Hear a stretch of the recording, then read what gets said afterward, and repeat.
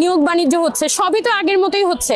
তাহলে নতুন কি আসলো এই অভ্যুত্থানের পরে? অভ্যুত্থানের যে আকাঙ্ক্ষা, অভ্যুত্থানের যে আসলে প্রতিশ্রুতিগুলা ছিল সেটা থেকে দূরে সরে গেছে। অধিকারের প্রশ্নগুলো এখানে অ্যাড্রেস হওয়ার কথা, এগুলো তো কিছুই হয় নাই। বৈষম্যবিরোধী ছাত্র আন্দোলনের মুখপাত্র হিসেবে দায়িত্ব নিয়েছিলাম যাতে এই কোশ্চেনগুলোকে আমি অ্যাড্রেস করতে পারি। সাধারণ যে ছাত্র জনতা যারা এই অভ্যুত্থানটা করেছে এবং ওই যে তার যে পলিটিক্যাল এজেন্সি, তার যে একটা ড্রিম ছিল, এটাই অভ্যুত্থান পরবর্তী সময় অ্যাড্রেসড হয়নি। একটা রাজনৈতিক দল তৈরি করা তো আসলে আমাদের অভ্যুত্থানের আকাঙ্ক্ষা ছিল না। এখানে তো আসলে আমাদের জনজীবনের যে দৈনিক সমস্যাগুলো সেগুলো অ্যাড্রেস করাও তো আমাদের একটা বড় বড় লক্ষ্য ছিল। তো আমি যখন অভ্যুত্থান পরবর্তী সময় বৈষম্যবিরোধী ছাত্র আন্দোলনের মুখপাত্র হিসেবে যুক্ত হই, তখন কিন্তু আমার লক্ষ্য ছিল দুইটা। একটা হচ্ছে অভ্যুত্থানের যে আকাঙ্ক্ষাগুলো ছিল, আমাদের ছাত্র সংসদ নির্বাচনগুলো সকল বিশ্ববিদ্যালয়ে অ্যারেঞ্জ করা, আমাদের ছাত্র রাজনীতির একটা সুরাহা করা, আমাদের আওয়ামী লীগের বিচারের প্রশ্নগুলো তোলা, আমাদের অভ্যুত্থানে যারা শহীদ আহত আছে তাদের এখানে পুনর্বাসনের ব্যবস্থা করা, আমাদের যে বর্তমান স্বাস্থ্য ব্যবস্থা আছে এটা যে একটা ভয়াবহ ভঙ্গুর অবস্থা, এই স্বাস্থ্য ব্যবস্থা নিয়ে কাজ করা, শিক্ষা ব্যবস্থা নিয়ে কাজ করা। আমি কিন্তু ওই ধরনের একটা ড্রিম নিয়েই কিন্তু এই অভ্যুত্থানের পরবর্তী সময়ে বৈষম্যবিরোধী ছাত্র আন্দোলনের মুখপাত্রের দায়িত্বটা নিয়েছিলাম। এটা হচ্ছে এক নম্বর। আরেকটা দ্বিতীয় বিষয় ছিল যে অভ্যুত্থান পরবর্তী সময়ে নারীরা যে অ্যাজ এ হোল সাইডলাইন হয়ে গেছে। আমার মনে হচ্ছে যে এখানে যে আমার সামনে এসে কথা বলাটা জরুরি এবং আমার সামনে এসে ওটা অ্যাড্রেস করাটা যে না, নারীরা আছে এবং কেন আসলে নারীরা সাইডলাইন হয়ে গেছে, এগুলো একদম পয়েন্ট টু পয়েন্ট ধরে আমি যদি মুখপাত্র হয়ে কথা বলি তাহলে এটা বেশি গুরুত্বটা পাবে। এই জায়গা থেকে কিন্তু আমি এখানে এসে আমার পজিশনগুলো এবং অ্যাজ এ নারীদের কমিউনিটি আকারে আমি পজিশনগুলো এখানে তুলে ধরার চেষ্টা করেছি। কিন্তু আপনি যদি দলের কথাটা বলেন, আমার মনে হয়েছে যে আমি অভ্যুত্থানের যে মানে একটা আকাঙ্ক্ষা ছিল, অভ্যুত্থান তো আসলে অনেকগুলো সমস্যা একসাথে সমাধান করে ফেলার কথা, কিন্তু আমরা যদি মন্ত্রণালয়গুলোতে দেখি সেখানে তো ঠিকই আপনার বদলি বলি, তদবির হচ্ছে, মানে বিনিয়োগ হচ্ছে, মানে কি বলে, নিয়োগ বাণিজ্য হচ্ছে, সবই তো আগের মতোই হচ্ছে। তাহলে নতুন কি আসলো এই অভ্যুত্থানের পরে? এই জিনিসটা তো একটা প্রপার অ্যান্সার আসলে আমি মনে করি যে জনগণ হিসেবে আমার পাওয়ার হক আছে, কারণ আমি অভ্যুত্থানে ছিলাম। আমি যদি আমার ইউনিভার্সিটির দিকে তাকাই, এই ঢাকা বিশ্ববিদ্যালয়ে আজকে থেকে 2 বছর পরে যদি আরেকটা হচ্ছে আপনার নির্বাচন হয়, তখন জাতীয় নির্বাচন হয়, তখন যে আবার হলগুলো পুনর্দখল হবে না সেটা কি কোনো গ্যারান্টি আছে? আমরা কিন্তু চেয়েছিলাম ইউনিভার্সিটি যাতে একদম লিখিতভাবে করে যে ছাত্র রাজনীতি এই ফর্মে সংস্কার হবে, এবং আমি বারবার করে কিন্তু বলেছিলাম যে সকল ছাত্র সংগঠনগুলোকে নিয়ে, সাধারণ স্টুডেন্টদেরকে নিয়ে আপনারা সংলাপ করেন, আপনারা ডিবেটের আয়োজন করেন, আপনারা সব স্টুডেন্ট সেখানে পার্টিসিপেট করুন, যার যা মতামত সেটা দিক। আমাদের যে ছাত্র সংগঠনগুলো আছে তাদেরকে যাতে তারা অ্যাকাউন্টেবল করতে পারে, তাদের সাথে মুখোমুখি দাঁড় করেন স্টুডেন্টদেরকে। এটা কিন্তু প্রশাসনের একটা দায়িত্ব ছিল, প্রশাসনের একটা এখতিয়ার ছিল, এবং আমি কিন্তু চেষ্টা করেছি ব্যক্তিগত জায়গা থেকে এই কোশ্চেনগুলোকে অ্যাড্রেস করার, যে ঢাকা বিশ্ববিদ্যালয়ের ছাত্র রাজনীতি ফরম্যাট হলে এটা কিরকম হবে। ঢাকা বিশ্ববিদ্যালয়ে বা আমাদের ওভারঅল সকল বিশ্ববিদ্যালয়ে কিন্তু ছাত্র সংসদ নির্বাচন একটা ক্যালেন্ডারের মধ্যে চলে আসার কথা। বছরের অমুক দিন, এই অমুক দিনে হচ্ছে ছাত্র সংসদ নির্বাচনটা আয়োজন হবে, এবং পুরো ক্যালেন্ডারটা ডাকসু বলি বা জাকসু বলি, সকল ছাত্র সংসদের যে ক্যালেন্ডারটা সেটা ওই একটা ডেটকে ধরে হচ্ছে যে অ্যারাউন্ড রিভলভ করবে। তো এই যে সমস্যাগুলো সমাধান হওয়ার কথা, এখানে যে ছাত্রদের যে অধিকারের প্রশ্নগুলো এখানে অ্যাড্রেস হওয়ার কথা, এগুলো তো কিছুই হয় নাই। আমি তো এই ধরনের কিছু দেখি নাই। অন্তত আমি যদি ঢাকা বিশ্ববিদ্যালয়ে দেখি, আমি একদম প্রথম এক্সপেকটেশন, আমি তখন জুলাই গণপরিষদের একটা আলোচনায় গিয়েছিলাম, পরে মঙ্গলবার গল্প সপ্তাহের কেমন বিশ্ববিদ্যালয় চাই নামে একটা আলোচনায় গিয়েছিলাম। ওখানে আমি আমার একটা কথা বলেছিলাম যে আমি চাই যে ঢাকা বিশ্ববিদ্যালয় একটা রাজনৈতিক বিশ্ববিদ্যালয় থেকে একটা একাডেমিক বিশ্ববিদ্যালয় হোক। 1971 সাল পরবর্তী সময়ে ঢাকা বিশ্ববিদ্যালয় কিন্তু একটা বড় সুযোগ ছিল, এখানে একটা রাজনৈতিক বিশ্ববিদ্যালয় থেকে ওর যে একটা রাজনৈতিক বিশ্ববিদ্যালয় শুধুমাত্র মিছিল করে যাওয়ার যে একটা তকমা, সেই তকমাটা যাতে ঘুচুক এবং ঢাকা বিশ্ববিদ্যালয় যাতে একটা তার একাডেমিক দিকে যাতে ফোকাসটা করতে পারে। কিন্তু আপনি যদি ঢাকা বিশ্ববিদ্যালয়ের বর্তমান পরিস্থিতি দেখেন, এখানে নিয়োগগুলো যদি হয় এটা কিন্তু একই ধরনের পলিটিক্যাল বিবেচনাতেই নিয়োগগুলো হচ্ছে। তো স্বাভাবিকভাবেই আমার মনে হয়েছে যে এই কোশ্চেনগুলার কোনো প্রকার সুরাহা করা ছাড়া আমি মনে করি না যে কোনো রাজনৈতিক দলে আমি এখনই যাইতে চাই। আমি ছিলাম ওই ছাত্র সংগঠন থেকে, আমি অব্যাহতি নিয়েছিলাম যাতে আমি এই কোশ্চেনগুলোকে অ্যাড্রেস করতে পারি, এবং বৈষম্যবিরোধী ছাত্র আন্দোলনের মুখপাত্র হিসেবে দায়িত্ব নিয়েছিলাম যাতে এই কোশ্চেনগুলোকে আমি অ্যাড্রেস করতে পারি, এবং আমি এখনো পর্যন্ত এইগুলোকে অ্যাড্রেস করে যাচ্ছি। প্রশাসনের সাথে যদি কথা বলার সুযোগ সেটা করছি, মানে আমি দেখছি যে অভ্যুত্থানের একটা বড় অংশই তারা মানে ওই যে অভ্যুত্থানের যে আকাঙ্ক্ষা, অভ্যুত্থানের যে আসলে প্রতিশ্রুতিগুলা ছিল সেটা থেকে দূরে সরে গেছে। আমি সাধারণ যে ছাত্র জনতা যারা এই অভ্যুত্থানটা করেছে এবং ওই যে তার যে পলিটিক্যাল এজেন্সি, তার যে একটা ড্রিম ছিল, এটা এই অভ্যুত্থান পরবর্তী সময় অ্যাড্রেস হয়নি এবং এটা এই তাদের ড্রিমগুলোকে অ্যাড্রেস করে বিভিন্ন মানুষ তাদের পকেটভুক্ত করেছে অভ্যুত্থানটাকে। আমার কাছে বিষয়টা এমন মনে হয়েছে। তো এটাকে বরং অ্যাড্রেস করা, সাধারণ মানুষের প্রতিনিধিত্ব হিসেবে থাকা এবং সাধারণ নাগরিক যারা তাদের যে সমস্যাগুলো সেগুলোকে অ্যাড্রেস করাটা আমি মনে করি যে আমার এই মুহূর্তে একটা বড় কর্তব্য। সেটা আমি দলের মধ্য থেকে এই মুহূর্তে করতে যাচ্ছি না, যেটা কোনো ধরনের পলিটিক্যাল অ্যাফিলিয়েশনের মধ্যে থেকে করতে যাচ্ছি না। পলিটিক্স দরকার আছে, যারা আমাদের ভাইরা পলিটিক্সে গেছেন, বাংলাদেশে একটা বড় ধরনের রাজনৈতিক নতুন রাজনৈতিক দল আসার প্রয়োজন আছে, এটা সঠিক। কিন্তু অভ্যুত্থানের কি হইলো? অভ্যুত্থানের পরবর্তী রাজনৈতিক আকাঙ্ক্ষাটার কি হইলো? এটা কি শুধুমাত্র হচ্ছে যে রাজনৈতিক দলগুলোর পারস্পরিক সংঘর্ষের মধ্যে দিয়ে অভ্যুত্থান বিলীন হয়ে যাবে? সমসাময়িক বাংলাদেশে 3 জন ব্যক্তি লক্ষ কোটি মানুষের হৃদয়ের মনিক কোঠায় ঢুকে গিয়েছেন। আপনি বা আমি তাদেরকে নিয়ে যতই সমালোচনা করি, তাদেরকে যতই তুচ্ছ এবং তাচ্ছিল্য করি, তারা বহু মানুষের দোয়া, বহু মানুষের আশীর্বাদ এবং বহু মানুষের শুভাশিসের উপলক্ষ হয়ে পড়েছেন। এই 3 জন মানুষের মধ্যে আমি বয়স কার কত বেশি আমি বলতে পারবো না, এই জন্য আমি ঠিক সামনে পিছনে এভাবে আনলাম না। আমি প্রথমেই বলি অ্যাডভোকেট ফজলুর রহমান। বিএনপি চেয়ারপারসনের উপদেষ্টা হিসেবে তিনি এখন রাজনৈতিক দায়িত্বে আছেন। আগে ছাত্রলীগের সভাপতি ছিলেন, মুজিববাদী ছাত্রলীগের সভাপতি ছিলেন, বর্ণাঢ্য রাজনৈতিক জীবন, সংসদ সদস্য ছিলেন। তারপর আরো বহু পদবিতে তিনি ছিলেন রাজনৈতিক অঙ্গনে। আরো ডিটেলস বলবো, তার আগে দ্বিতীয় জন সম্পর্কে বলে নিই। আরেকজন হলেন জনাব Z.I. খান পান্না, আমাদের বরিশালের কৃতি সন্তান, একটি ঐতিহ্যবাহী রাজনৈতিক পরিবারের সন্তান। তার পিতা, দাদা সবাই বড় বড় রাজনৈতিক নেতা ছিলেন সে ব্রিটিশ জমানা থেকে। কেবলমাত্র বঙ্গবন্ধু নয়, বঙ্গবন্ধুর বাইরে শেরেবাংলা কে ফজলুল হক থেকে শুরু করে আমাদের দক্ষিণাঞ্চলের যে সকল কিংবদন্তি রাজনৈতিক নেতা ছিলেন, যারা সর্বভারতীয় রাজনীতি করতেন, যেমন ভোলার কবি মুজাম্মেল সাহেব, এরকম অনেকে রয়েছেন। আমাদের অশ্বিনী কুমার দত্ত ছিলেন বরিশালের।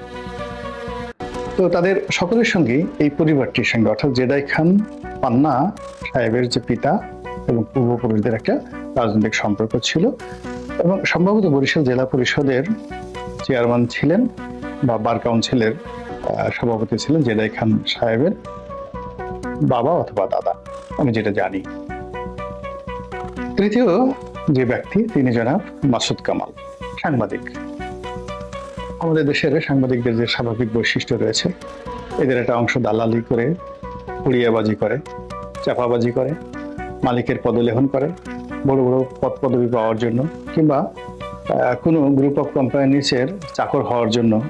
তারা বলতে গেলে সেই ওই সমস্ত গ্রুপ অফ কোম্পানিজের যে সকল দুর্নীতিবাজ মালিক রয়েছে, তাদের পদলেহন নয়, জুতা লেহন নয়, আরো কিছু লেহন যদি করতে হয়, সেই কাজ করেও অনেকে নিজের এই পেশাকে টিকিয়ে রাখার জন্য এমন কোনো জঘন্য কর্ম নাই, সেই কর্মের কারণে পুরো সাংবাদিক পেশাটাকে তারা কলঙ্কিত করে ফেলেছে। এবং এই সময়টিতে সাংবাদিক বলতে অনেক ক্ষেত্রে দেখা যাচ্ছে রীতিমতো গালির পরিণত হয়েছে। তো সেই সকল গালি এবং সেই সকল দুর্বৃত্তপনার বিরুদ্ধে প্রতিপক্ষে যে কয়জন লোক মাথা উঁচু করে বলতে পারেন যে আমি সাংবাদিক, তাদের মধ্যে নিঃসন্দেহে এখন জনাব মাসুদ কামাল আলোচিত ব্যক্তিত্ব। তার এখন কোনো চাকরি নেই, তিনি চাকরি করেন না, চাকরি থেকে তাকে কখনো বাদ দেওয়া হয়নি। তিনি অনেকবার বলেছেন যে তিনি কখনো চাকরি হারা ছিলেন না, চাকরি ছেড়ে দিয়েছেন, এক চাকরি ছেড়ে দিয়ে আরেকটা পেয়েছেন, আর এখন তিনি শুধু ইউটিউব করেন। তিনি ইউটিউব করেন, তার স্ত্রী এইগুলোর ভিডিও ধারণ করেন, আর তারা দুজনে মিলে এডিটিং করেন এবং এটাই মাশাআল্লাহ তার সংসার চলে যাচ্ছে এবং এতেই তিনি খুব খুশি। আর টেলিভিশন টক শোতে গিয়ে তিনি কথাবার্তা বলেন, কোনো চাকরি টাকরি আর করেন না এবং সর্বশেষ তিনি বাংলা ট্রিবিউনে চাকরি করতেন। এই ভদ্রলোকের সঙ্গে আমার এরকম ফেস টু ফেস টকশোতে দেখা হয়েছে, আন্তরিকতা হয়নি, কিন্তু তার একজন গুণমুগ্ধ ভক্ত হওয়া ছাড়া আমার কোনো উপায় নেই। আমি একসময় সাংবাদিক ছিলাম, সেই 1986 সন থেকে 90 সন পর্যন্ত। ঠিক ওই সময়টিতে এই ভদ্রলোকের সঙ্গে উনি সাথে ছিলেন কিনা আমি বলতে পারবো না, কিন্তু 86 থেকে 91 সনে ইনকলাব, তারপরে দৈনিক বাংলা, তারপরে আসলে তখন অনেক ছোট ছিল, কিন্তু তখন আসলে যে কোনো কারণে হোক তার সঙ্গে আমার পরিচয় হয়নি। হয়তো তিনি আমার চেয়ে সিনিয়র হতে পারেন অথবা আমার চেয়ে জুনিয়র হতে পারেন, তিনি ভালো জানেন। কিন্তু আমি যে সময়টাতে ছিলাম সেই সময় ঢাকা সাংবাদিক ইউনিয়ন, প্রেস ক্লাব, এবং আমি ভালো ভালো পদে ছিলাম। মানে আমি যখন চাকরি করতাম, মানে একেবারে সাপোসার সাংবাদিক নয়, প্রথম শ্রেণীর জাতীয় দৈনিকগুলোতে বড় পদে চাকরি করেছি, এডিটোরিয়াল পদে চাকরি করেছি। তো যা হোক, এনিওয়ে, এই কারণে হলো কি, সাংবাদিক যারা সমাজ আছেন তাদের, যারা এখন এই মুহূর্তে সিনিয়র আছেন, অনেকে আমার কলিগ ছিলেন, অনেকের সাথে আমি চাকরি করেছি, অনেকে আমার জুনিয়র ছিলেন, অনেকে সিনিয়র ছিলেন। তো এই কারণে হয় কি, এই পেশায় কেউ যদি ভালো করে আমি খুব আনন্দিত হই, আর কেউ যদি মন্দ করেন সঙ্গত কারণে আমার অপমান বোধ লাগে। তো এই তিনজন যে ব্যক্তি, এই তিনজন ব্যক্তি এখন বাংলাদেশের হিরো অব দ্য হিরো। আমি যদি বলেন যে এই মুহূর্তে বাংলাদেশ আসলে শেখ হাসিনা হিরো নন, এমনকি বিএনপির তারেক রহমান সাহেব হিরো নন। তাদের ক্ষমতার বলয়, বৈভব, অনেক জনপ্রিয়তা অনেক বেশি। জনপ্রিয়তা থাকা, তারপরে প্রভাব থাকা, আগামীতে প্রধানমন্ত্রী হবেন, এটা একটা জিনিস। আর হিরো মানে হৃদয় থেকে, মানুষের হৃদয় থেকে কাউকে আপহোল্ড তুলে দাও। 2 নম্বর হলো যে কারো দিকে তাকিয়ে তার জন্য দোয়া করা, দেখতে ভালো লাগে, দেখতে ভালো লাগে। তারপরে হলো ইচ্ছা জাগে যে ইস, আমি যদি একটু এইরকম ভাবে চলতে পারতাম, কথা বলতে পারতাম।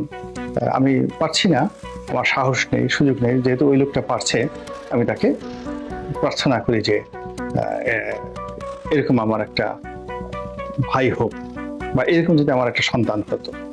এরকম যখন আপনি আপনার মানুষ পটে কাউকে শ্রদ্ধার আসনে বসাবেন, মনে মস্তিষ্কে, তখন তিনি আপনার ব্যক্তিগত জীবনের হিরো। এখন এই বাংলাদেশে ধরেন কয়জন শেখ হাসিনার মতো একটা কন্যা সন্তানের পিতা হতে চান, তাইলে বুঝতে পারবেন শেখ হাসিনা কতটা হিরো। কয়জন তারেক রহমান সাহেবের মতো একজন সন্তান জন্ম দিতে চান, বা নিজের ছেলের নাম তারেক রহমান রাখতে চান। এই গত 10-12 বছরে বা গত 6-7 মাসে যে নবজাতক হয়েছে, আপনি দেখেন কেউ তারেক রহমান সাহেব নামে কোনো নাম রাখছেন কিনা, কিংবা কেউ ইউনুস নামে তার সন্তান রাখতে চান কিনা। এই মুহূর্তে যে আমার ছেলে হলে আর তার ছেলের নাম রাখবো ইউনুস, বা ইস, আমার যদি ইউনুসের মতো একটা বাবা থাকতো, ইউনুসের মতো একটা ছেলে থাকতো। তো ফলে কি হলো যে আপনি জনপ্রিয়তা, ক্ষমতার থেকে বাদ দিয়ে আপনি যে হিরো, সেই হিরোর মধ্যে যে কয়জন হিরো এই মুহূর্তে বাংলাদেশে আছে, তার মধ্যে এই 3 জন লোককে আমি মনে করি তারা টপ হিরো, শীর্ষস্থানীয় হিরো। এখন জনাব ফজলুর রহমান বা জেডাই খান পান্না, অথবা জেডাই খান পান্না, জনাব ফজলুর রহমান, অথবা মাসুদ কামাল, তারা কিছুই করছেন না, নাথিং। তারা শুধু আপনার আমার না বলা কথাগুলো সাহস করে বলছেন, নাথিং মোর। তাদের শব্দচয়ন, তাদের ভাষা, মানে তাদের শব্দচয়ন সেই শম্ভু মিত্রের মতো নয়, বিখ্যাত আবৃত্তিকার শম্ভু মিত্রের মতো নয়। তারা যে ভাষায় কথা বলেন, তার রিদমটা শশী থারুরের মতো নয়, একেবারে সাধারণ গেয় মানুষের মতো কথা বলেন। জেডাই খান পান্না বরিশালের ভাষায় কথা বলেন, কিশোরগঞ্জের ভাষায় কথা বলেন ফজলুর রহমান, আর মাসুদ কামাল ঢাকা মিলিয়ে মিশে 3-4টি আঞ্চলিক ভাষা মিলিয়ে মিশে তিনি কথা বলেন, প্রমিত বাংলায় নয়, এমনকি আমার মতো না। কিন্তু তারপরও তারা ভীষণ রকম জনপ্রিয়, ভীষণ রকম অনুকরণীয়, এবং অনেক মানুষ তাদের জন্য দোয়া করে, অনেক মানুষ তাদেরকে একটু দেখতে যায়, অনেক মানুষ তাদের সাথে কথা বলে, এবং যদি বলা হয় সত্যিকার অর্থে এই যুগে তারা মর্দে মুজাহিদ। এখন ব্যাপার হলো যে এখন কিন্তু অনেকগুলো মানুষই ভালো ভালো কথা বলছেন, যেমন জামাতের আমির খুব ভালো কথা বলছেন, এমনকি মাসুদ কামাল যে কথাগুলো বলেন তার সাথে আরো অনেক ভালো কথা বলছেন জামাতের আমির। তারপরে তারেক রহমান সাহেব যে কথা বলেন, যুগান্তকারী অনেক সুন্দর কথা বলছেন। কিন্তু মানুষ যে 3 জনের কথাকে কেন মাথায় করে নাচছে, আর তারেক রহমান সাহেব বা জামাতের আমিরের কথা কেন মাথায় করে তারা নাচছেন না? কারণটা হলো এই তিনজন মানুষ যে কথা বলছেন, তারা কেউ মন্ত্রী হতে চান না, এমপি হতে চান না, তাদের কোনো রাজনৈতিক অভিলাষ নেই। দুই নম্বর হলো, এই তিনজন মানুষের কোনো বডিগার্ড নেই, এই তিনজন মানুষের কোনো রক্ষাকর্তা নেই। এই তিনজন মানুষ নিজের দুই হাতে যেটা উপার্জন সেটা তারা খান। তারা পার্টির টাকা দিয়ে, পার্টির নেতাকর্মীর টাকা দিয়ে, কিংবা উত্তরাধিকার সূত্রে পিতার সম্পত্তির টাকা দিয়ে তারা খাওয়া দাওয়া করেন। তারা রুটি রুজির জন্য যতটুকু উপার্জন করা দরকার এখন মাথার ঘাম পায়ে ফেলে হালাল রুজি তারা খাচ্ছেন। ফলে তাদের রক্ত, মাংস, পিণ্ড, গিলা, কলিজা সব কিছু হালাল। তো এই হালাল শরীর থেকে যখন কথা বের হয়, ওই কথা যে সুহাস সৃষ্টি করে, স্নিগ্ধতা সৃষ্টি করে, ওই কথাগুলো যেভাবে মানুষের মন এবং মননে ঢুকে যায়,